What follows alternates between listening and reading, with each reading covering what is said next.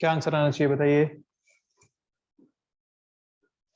देखो भाई, सीधा सा हिसाब है, एनपीएन ट्रांजिस्टर है। एनपीएन ट्रांजिस्टर यहाँ पे है। ठीक है, इस तरीके से होगा। एमीटर है, बेस है, कलेक्टर है। ओके, यहाँ से बोला आपको कि एक एनपीएन ट्रांजिस्टर में 10⁻10 इलेक्ट्रॉन्स जो है वो एमीटर में एंटर करते हैं। ओके, तो यहाँ जो करंट है, कितने इलेक्ट्रॉन्स जा रहे हैं? 10⁻10 इलेक्ट्रॉन्स कितने टाइम में जा रहे हैं? 10⁻6 सेकंड्स में। तो this is basically emitter current. Electron को चार्ज मल्टीप्लाई कर दो, तो charge per unit time will give the current, तो दिस इज एमीटर करंट। उसमें से बोला कि 4% electron are lost in the base, तो बेस करंट आपको समझ में आ गया कि 4% of this is base current. 4%, तो बचा कितना? 96%। 96% करंट जो आएगा वो कलेक्टर में आएगा। ठीक है, तो आपको क्या पूछा है? Current transfer ratio. Current transfer कितना हुआ? यहाँ अगर 100% था तो उससे 96% यहाँ आ गया, करंट ट्रांसफर इज 0.96। इतना आसान क्वेश्चन था ये। 4% बेस में चला गया। बेसिकली 4% ऑफ इलेक्ट्रॉन्स, इलेक्ट्रॉन से तो करंट ट्रांसफर कर रहे हैं, जितने इलेक्ट्रॉन्स उतना करंट, डायरेक्टली प्रोपोर्शनल है। तो 4% ऑफ इलेक्ट्रॉन्स मतलब 4% करंट बेस में चला गया, बचा 96%, वो यहाँ मिल गया। और charge transfer ratio, current transfer ratio वही होता है, अल्फा से निकलता है, IC/IE, यही होता है ट्रांसफर रेशियो। तो मिल गया आपको, कितना गया? तो 96% इधर गया था आउट ऑफ 100%, तो 0.96 इज आंसर। क्लियर? नेक्स्ट देखते हैं।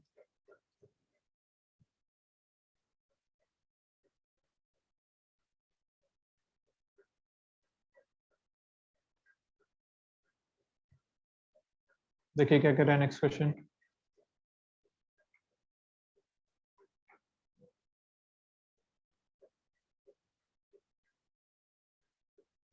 चार नाइन गेट्स यहाँ पे हैं, उनके लिए ट्रुथ टेबल आपको बनानी है।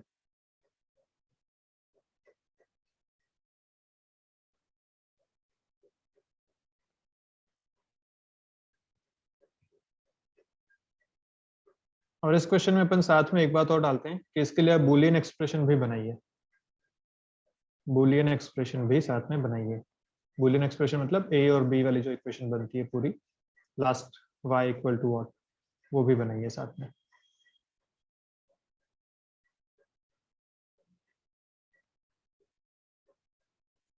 चलिए, आपके पास 2 मिनट है, 2 मिनट में ये काम करना है।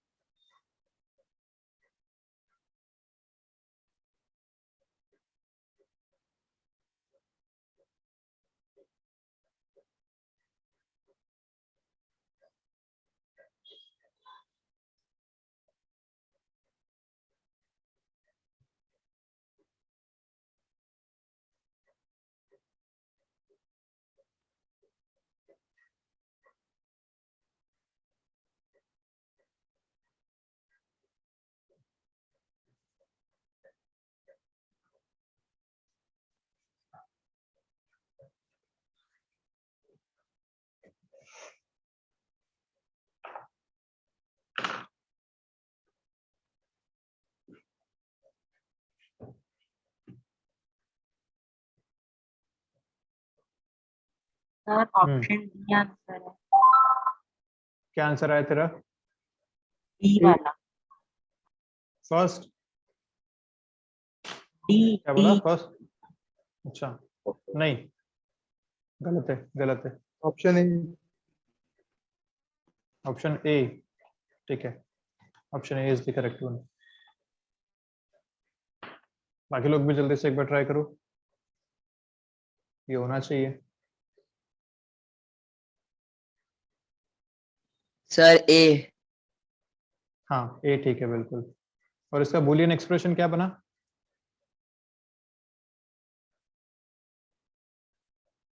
बूलियन एक्सप्रेशन बताओ जल्दी से।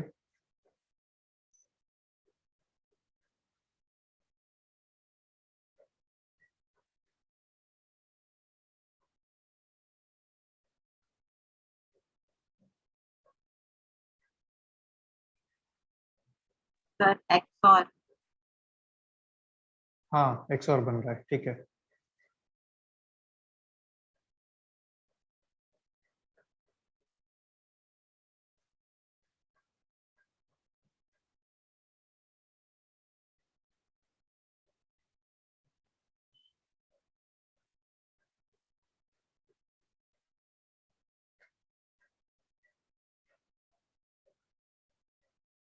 चलिए देखते हैं। तो टेबल कैसे बनाई तुम लोगों ने? सबसे पहले टेबल के लिए क्या किया? वैल्यू रख के देखी या क्या किया? वैल्यू रख के देखा क्या टेबल के लिए? हाँ सर। चलो वैल्यू रख के देखते हैं। तो पहले मैं रखता हूँ 0 0। ठीक है, तो यहाँ एंड गेट है, एंड गेट पे 0 0 0, लेकिन नैंड हो गया तो हो गया 1। तो इधर से भी 1 आया, इधर से भी 1 आया, इधर से 0 आया, इधर से 0 आया। अब क्योंकि ये एंड गेट अगर होता तो 1 0 0 हो जाता, लेकिन नैंड है तो ये 1 हो जाएगा, तो ये भी 1 हो गया, ये भी 1 हो गया। और 1 1 अगर एंड होता तो 1 होता, लेकिन ये नैंड है तो नैंड पे हो जाएगा 0। तो 0 0 पे 0 आ रहा है, मतलब या तो ऑप्शन ए होना चाहिए या ऑप्शन बी होना चाहिए। अब ये चेक कर लेते हैं, इससे आपका आंसर मिल जाएगा अपने को। तो अब इसको रखते हैं 0 1, इसको 0 रखा, इसको 1 रखा। तो यहाँ पे आपका आया 0 और 1। अगर एंड होता तो 0 आता, लेकिन ये नैंड है तो 1 आएगा। तो यहाँ भी 1 और यहाँ भी 1 आएगा। इधर से 0 आया और इधर से इस बार आया 1। तो इस बार अपने पास है यहाँ पे अगर देखें तो 0 और 1, और यहाँ पे 1 एंड 1। तो 0 और 1 से 0 आता अगर एंड होता, लेकिन ये एंड है तो 1 आएगा। 1 और 1 से 1 आता, लेकिन यहाँ पे 0 आएगा। 1 0 से 0 आता, लेकिन 1 आएगा। ये हो गया, तो ऑप्शन आपका ए ठीक हो गया, कोई दिक्कत वाली बात नहीं है उसमें। दो से आप इसको चेक कर सकते हैं। हमेशा ऑप्शन को पहले गौर कर लो कि डिफरेंशिएट कहाँ हो रहे हैं ऑप्शंस। उन दो को आप चेक कर लो, उन दो वैल्यूज को चेक कर लो। मिनिमम नंबर ऑफ आपको ट्राई ताकि करना पड़े इसमें। अब इसके बताते हैं बूलियन एल्जेब्रा। अगर अपन बात करें कि बूलियन एक्सप्रेशन कैसा बनेगा इसका, तो देखो यहाँ से ए आया, मैं इसको हटा देता हूँ एक बार।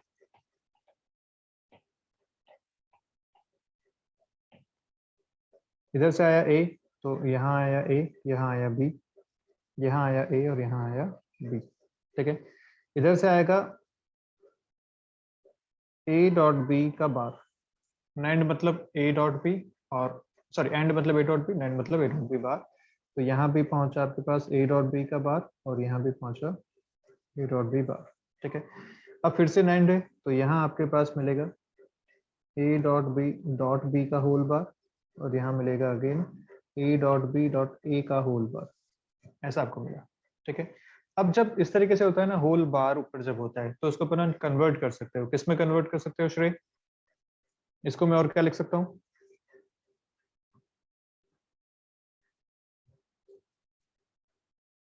श्रेय जल्दी बोल, इसको उसमें क्या लिख सकता हूँ?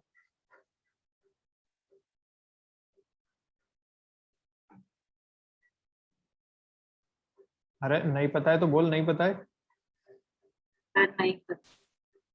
तो बोले ना रे। हाँ भाई मून, क्या लिखें इसको? नहीं पता sir.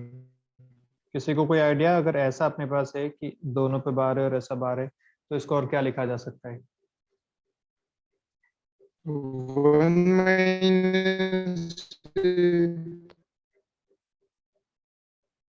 Sir A plus B. A plus B लिखा जा सकता है, बिल्कुल ठीक बात है। This is A plus B, इसको ये लिखा जा सकता है। बहुत बढ़िया दीपांशु। सो यहाँ पे अपन इसको लिख सकते हैं अब ए डॉट बी प्लस ए बार। ये ऐसा हो जाएगा। ठीक है, इसको मैं क्या बोल सकता हूँ, यहाँ पे जब आप बार हटाओगे ये वाला, तो इन दोनों के बीच में प्लस साइन आएगा, और ऊपर के बार हट जाते हैं अगर होते तो इसका था हट गया, इस पे नहीं था तो इस पे आ गया। ऐसा होगा। सिमिलरली जब आप यहाँ लिखोगे तो ये हो जाएगा A dot B plus B bar. ये ऐसा हो जाता है। ठीक है, अब आप इसको फिर से नैंड गेट में डालोगे, तो फिर से जब यहाँ पुट करोगे तो आप अपना आंसर यहाँ से बता पाएंगे। अगेन इसी तरीके से करना है इसको। जब ऐसा होगा ना कि A bar plus B bar whole bar होगा, तो आप इसको लिख सकते हो ए dot B.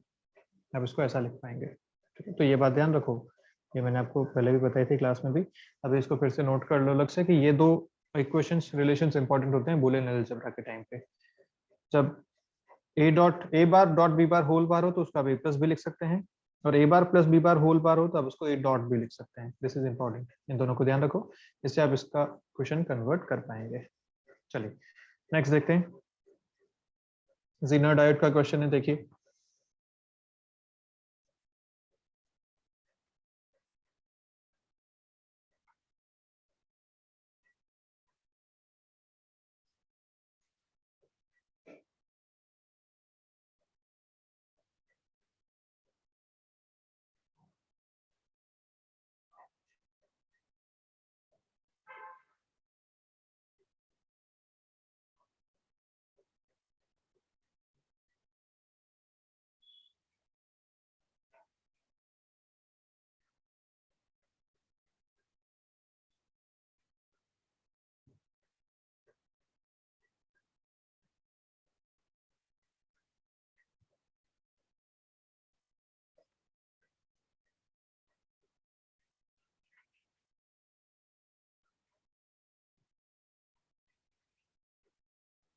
Sir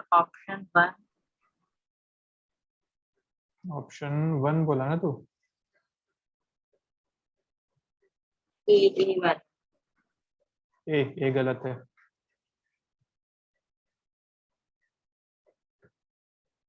this is wrong option.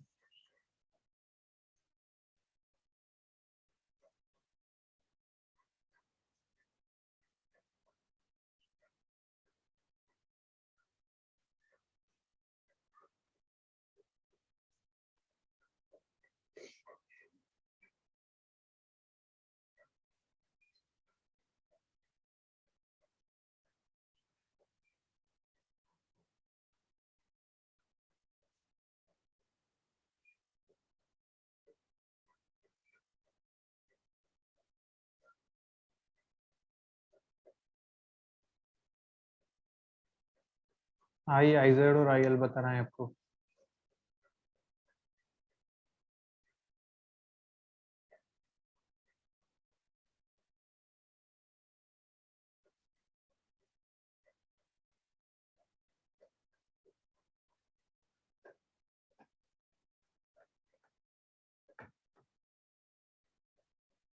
इसमें सारी चीजें तो सॉल्व करने की जरूरत भी नहीं है। कौन सा? D last option. Last option, ठीक है। Correct answer is last option. इसमें इतना तो सोचने की जरूरत ही नहीं है भैया। अब देखो सबसे ज्यादा चेंजेस किस में आ रहे हैं। मैं अगर यहाँ देख पाऊँ आराम से तो ये लास्ट वाला देखता हूँ, ठीक है। आई एल को मैं चेक करता हूँ। आई एल मुझे पता है कि जेनर डायोड का काम क्या होता है, वोल्टेज स्टेबलाइज करके रखता है वो किसी रेजिस्टेंस के अक्रॉस। जैसे आपके फ्रिज के ऊपर रखा होता है ना वोल्टेज स्टेबलाइजर, एसी के पास लगा होता है वोल्टेज स्टेबलाइजर। जेनर डायोड के कॉन्सेप्ट पे ही काम करता है वो, कि इसके अक्रॉस पोटेंशियल डिफरेंस को मेंटेन करके रखेगा। तो इसके अक्रॉस जो पोटेंशियल डिफरेंस है वो मेंटेन रहेगा, तो 10 वोल्ट इसके अक्रॉस पोटेंशियल डिफरेंस रहने वाला है। खत्म, यहाँ से आपका आंसर आ गया कि इसके अक्रॉस अगर पोटेंशियल डिफरेंस 10 वोल्ट्स का है और इसका रेजिस्टेंस अगर 2 × 10⁻³ है, तो इसमें करंट कितनी जाएगी? I L 10/2000। ये इसके करंट हो गए। मिली एम्पेयर्स में लिखना है तो 5 मिली एम्पेयर्स। एक ही ऑप्शन है 5 मिली एम्पेयर्स। खत्म, दिस इज योर आंसर। ठीक है, तो आप इसको डायरेक्ट ऐसे कर सकते हैं। थोड़ा सा ऑप्शंस को पहले हमेशा नोटिस करो, ऑप्शंस को देखो कि क्या करना चाहिए। यहाँ जो फर्स्ट अप्रोच लगती है, जेनर डायोड का क्वेश्चन है, मतलब फर्स्ट अप्रोच लगनी चाहिए वोल्टेज स्टेबलाइजर की। कि वोल्टेज यहाँ पे है, करंट, ये रेजिस्टेंस यहाँ पे है, इनकी करंट सबसे पहले देख लो। अगर ऐसा ऑप्शन मिल गया जिसमें एक ही ऑप्शन ऐसा है तो खत्म, बाकी करने की जरूरत ही नहीं है, टाइम बचेगा आपका, ये आपका आंसर आ जाएगा। नेक्स्ट देखिए क्या करें।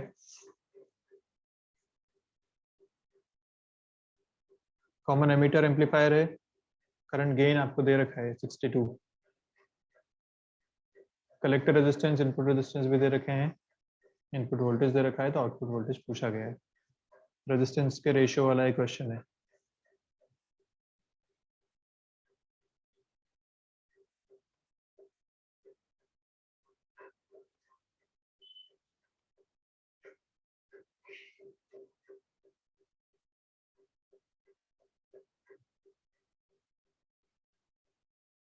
कॉमन एमीटर में करंट गेन अल्फा होता है या बीटा होता है? Common emitter current gain is beta.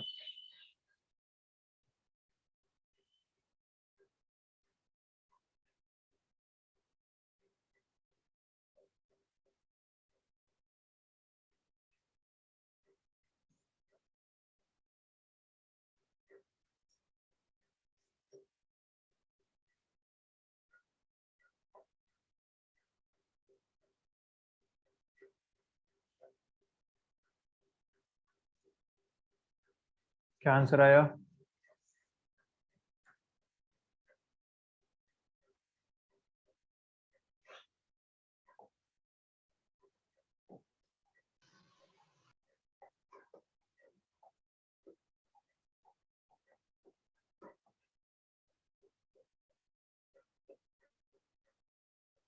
बोलो बोलो, कैसे करेंगे? Voltage output by input, resistance का ratio output by input into current gain beta, ये रिलेशन। यहाँ पे क्या क्या पता है? Output voltage, output current, sorry output resistance. Basically output हमेशा कलेक्टर पे होता है, तो output is collector, collector resistance आपको दे रखा है 5 किलो ओम्स। इनपुट रेजिस्टेंस आपको दे रखा है 500 ओम्स। बीटा आपको दे रखा है 62। इनपुट वोल्टेज दे रखा है आपको 0.01 वोल्ट्स। खत्म बात। आउटपुट कितना आएगा? कलेक्टर का हो गया 5 किलो ओम्स, 500, बीटा 62, और ये आपको दे रखा है इनपुट 0.01, तो यहाँ से आएगा 6.2 volts. This is your answer, your output. एक फॉर्मूला का क्वेश्चन है बस ये, फॉर्मूला याद रखो ये वाले, करंट गेन वाले, current gain, voltage gain, resistance gain, ये सारी टर्म्स हमने इसमें पढ़ी थी। ये वाले फॉर्मूले आपको याद रहने चाहिए। नेक्स्ट,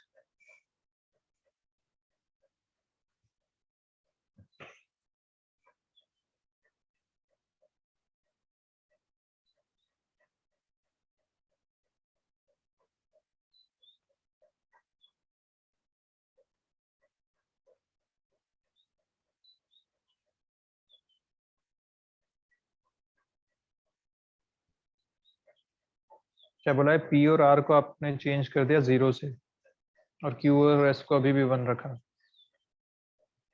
तो एक्स वाई जेड के आउटपुट क्या हो जाएंगे अब? C option. ऑप्शन सी इसका आंसर ठीक है, option C. Yes sir. Okay, तो तूने क्या किया इसके लिए दीपांशु, कैसे किया? सर कुछ नहीं, वो P और Q में 0 0 डाल दिया, फिर वो कर दिया लॉजिक के। मतलब वही लॉजिक से ही किया ना, एंड गेट, फिर हाँ आगे नॉर, हाँ नॉर गेट। ठीक है, हाँ। ओके।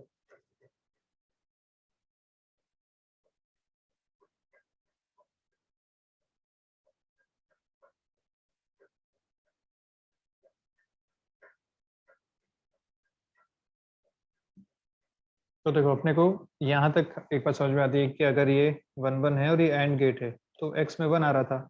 अगर यहाँ पे आप एक 0 कर देंगे तो अब x में भी 0 आ जाएगा। तो पहली बात 0 पहले ऑप्शन में आना चाहिए, तो ये दोनों ऑप्शन बनते हैं।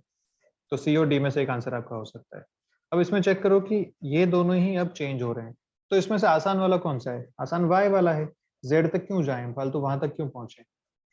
y को चेक कर लेते हैं। y में आंसर मिल जाएगा, या तो 1 आएगा या 0 आएगा, ऑप्शन अपना क्लियर हो जाएगा। अब यहाँ भी आपने डाल दिया एक 0 और एक 1, ये है नॉर गेट। और होता 0 1 पे तो 1 आता, नॉर पे आएगा 0, यहाँ आया 0, नॉट किया तो आया 1, तो y आया 1, ये आपका आंसर हो गया, खत्म बात।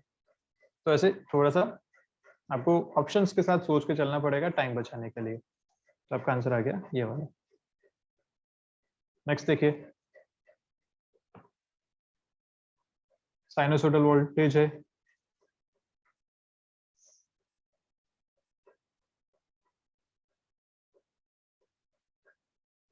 Amplitude 25, frequency 50, half wave rectifier है, पीएन जंक्शन डायोड है, लोड रेजिस्टेंस 1000 ohms है, forward resistance of ideal diode is 10 ohm। Forward bias resistance आपको दे रखा है। एफिशिएंसी ऑफ द रेक्टिफायर आपसे यहाँ पे पूछी गई है।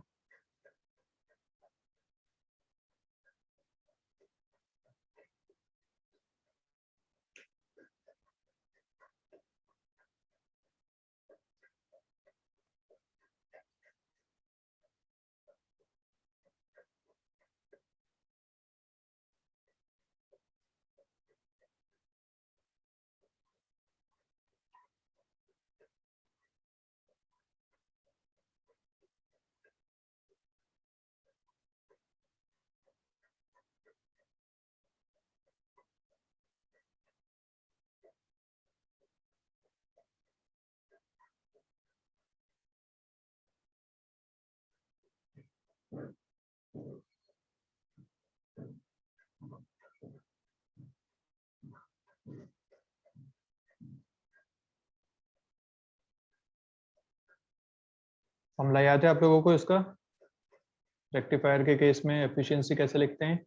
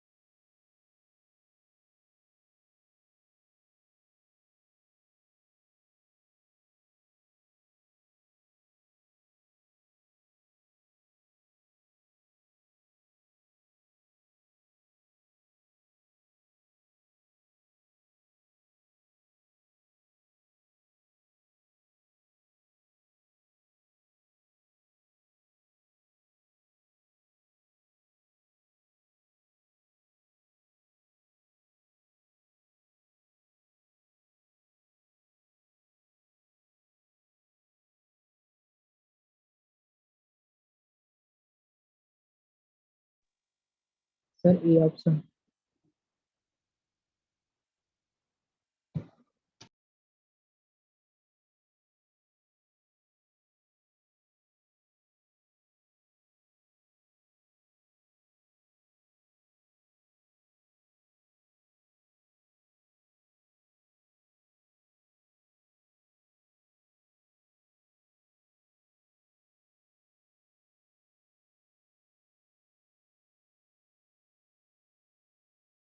सर आपकी आवाज नहीं आ रही।